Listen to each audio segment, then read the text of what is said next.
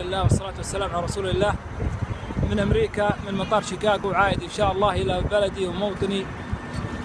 بعد ما قصيت بوردنج جاني مقطع عن وزير الصحة مع أحد المواطنين، فحسيت إنه بحاجة بخاطري، فحبيت إني أسجلها إلى الجروب الخاص اللي عندي. فأنا أقول أول حاجة بحمد لله تدوم النعم، وبالكفر تزول النعم.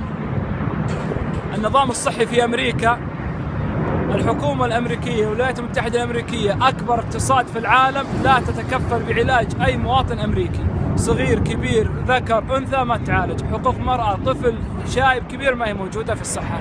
معاك تأمين تتعالج، ما معك تأمين تدفع فلوس، ما معك لا تأمين ولا فلوس مع السلامة. مواطن أمريكي وش ما كان اسمك وفصلك ولونك وشكلك، مع السلامة حبيبي.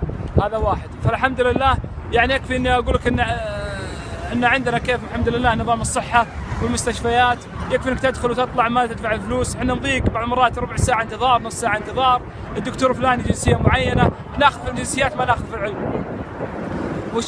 والشيء يذكر، التعليم في أمريكا تقدر تقول إنه مجاني وتقدر تقول بفلوس. من الابتدائي إلى الثانوي مجاني، ما تدفع، الطالب ما يدفع ولا ريال ولا دولار. ولكن كل صاحب بيت في أمريكا يدفع ضريبة للمدرسة اللي بجنبه. فإن بغيت تقول مجاني مجاني، وإن بغيت تقول بفلوس بفلوس.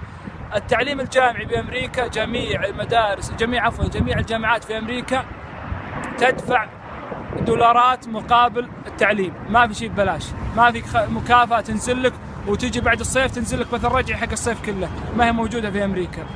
في أمريكا تكرمون ويكرم السامعين نظام التنظيف البلدية، وتكرمون الزبائن.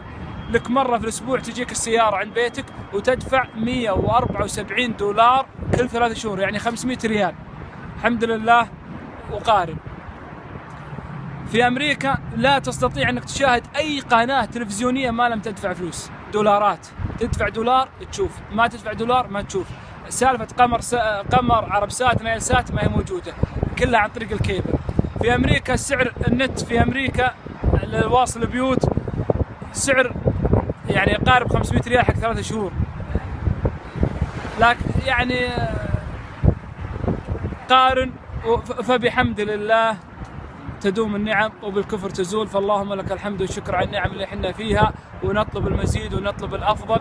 من حقي كمواطن أطلب الأفضل، لكن ما هو من حق الناس أنها تتكلم وأنها ترسل صورة سوداوية. رسالة إلى كل الإعلام اللي دائما يسلط على الأشياء السوداوية.